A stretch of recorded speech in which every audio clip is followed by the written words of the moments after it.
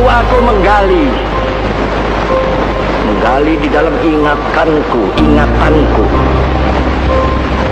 menggali di dalam ciptaku, menggali di dalam khayalku,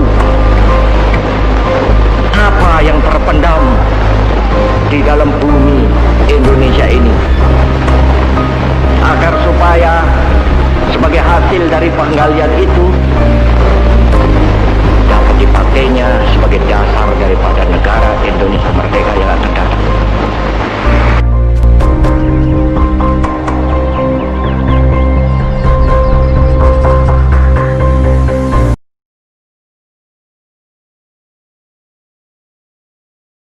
Assalamualaikum warahmatullahi wabarakatuh. Selamat pagi, salam sejahtera bagi kita semua. Pada video ini saya akan membahas Pancasila sebagai sistem filsafat. Yang akan saya bahas antara lain alasan diperlukannya Pancasila sebagai sistem filsafat, konsep Pancasila sebagai sistem filsafat, dan terakhir dinamika dan tantangan Pancasila sebagai sistem filsafat.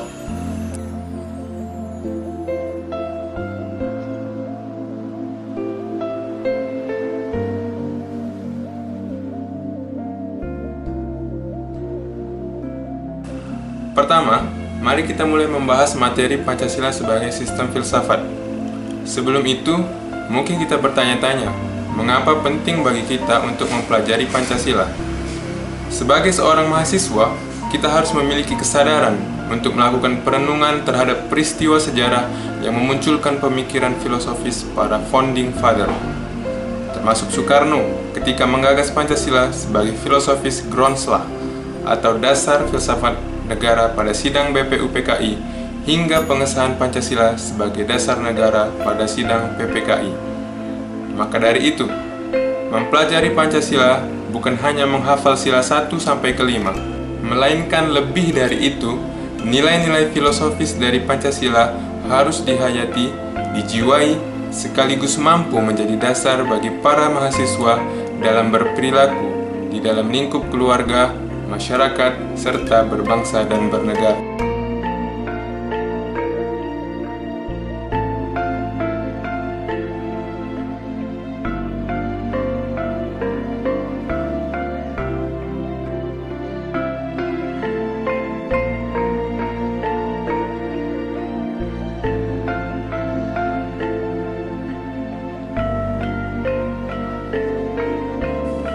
Itulah mengapa penting memahami Pancasila sebagai sistem filsafat agar kita terbiasa menjadi manusia yang berjiwa luas, berpikir komprehensif, serta bertindak dengan berdasar kepada nilai-nilai filosofis Pancasila, sehingga kita mampu menjadi generasi yang diharapkan di masa yang akan datang.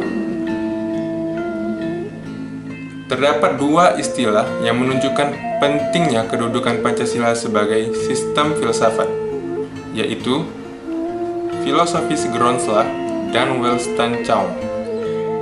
Filosofis Groundslah atau dasar filsafat negara lebih bersifat teoritis dan abstrak, yaitu cara berpikir dan memandang realitas dengan sedalam-dalamnya untuk memperoleh kebenaran.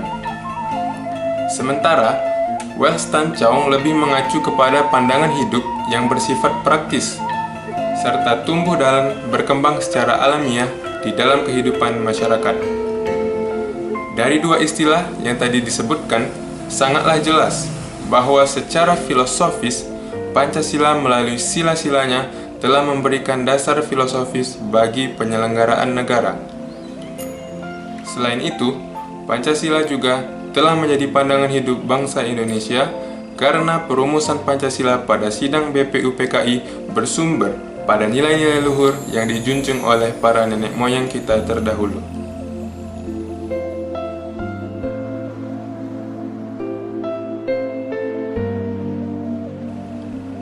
Oleh karena Pancasila merupakan sistem filsafat bagi penyelenggaraan negara dan pandangan hidup bagi bangsa Indonesia, maka sebagai warga negara muda, sebagai para mahasiswa, kita harus memahami dinamika dan tantangan Pancasila. Hingga saat ini, dinamika Pancasila sebagai sistem filsafat mengalami fluktuasi dari masa ke masa, dan dapat kita jumpai pada era kepemimpinan Soeharto dan Soekarno. Pada era kepemimpinan Soekarno, Pancasila sebagai sistem filsafat menekankan bahwa Pancasila merupakan filsafat asli Indonesia yang diangkat dari akulturasi budaya bangsa Indonesia. Sementara pada era Soeharto, kedudukan Pancasila sebagai sistem filsafat berkembang ke arah yang lebih praktis melalui adanya penataran P4. Dinamika yang berlangsung setidaknya melahirkan dua tantangan bagi Pancasila sebagai sistem filsafat. Yang pertama, adanya kapitalisme. Salah satu bentuk tantangan kapitalisme terhadap Pancasila sebagai sistem filsafat ialah lahirnya kebebasan individual secara berlebihan, sehingga dapat menimbulkan berbagai dampak negatif seperti monopoli, gaya hidup konsumerisme, dan lain-lain. Yang kedua, adanya komunisme. Sejatinya komunisme merupakan musuh terbesar terhadap keteguhan Pancasila sebagai sistem filsafat bangsa Indonesia saat ini. Komunisme merupakan sebuah paham yang muncul sebagai reaksi atas perkembangan kapitalisme sebagai produk masyarakat liberal. Salah satu bentuk tantangan komunisme terhadap Pancasila sebagai sistem filsafat ialah dominasi negara yang berlebihan, sehingga dapat menghilangkan peran rakyat dalam kehidupan bernegara.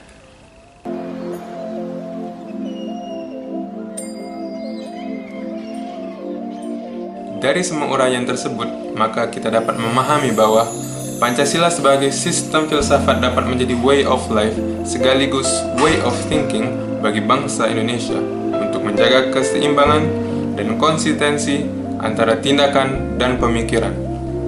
Sebab bahaya yang ditimbulkan kehidupan modern ini adalah adanya ketidakseimbangan antara cara bertindak dan cara berpikir, sehingga menimbulkan kerusakan lingkungan dan mental dari suatu bangsa. Itulah materi Pancasila sebagai sistem filsafat yang dapat saya sampaikan. Semoga dapat menginspirasi para generasi muda untuk memahami nilai-nilai yang terkandung di dalam Pancasila, serta mengamalkannya dalam kehidupan berkeluarga, masyarakat, dan juga berbangsa dan bernegara. Terima kasih bagi yang telah menonton video ini. Assalamualaikum warahmatullahi wabarakatuh.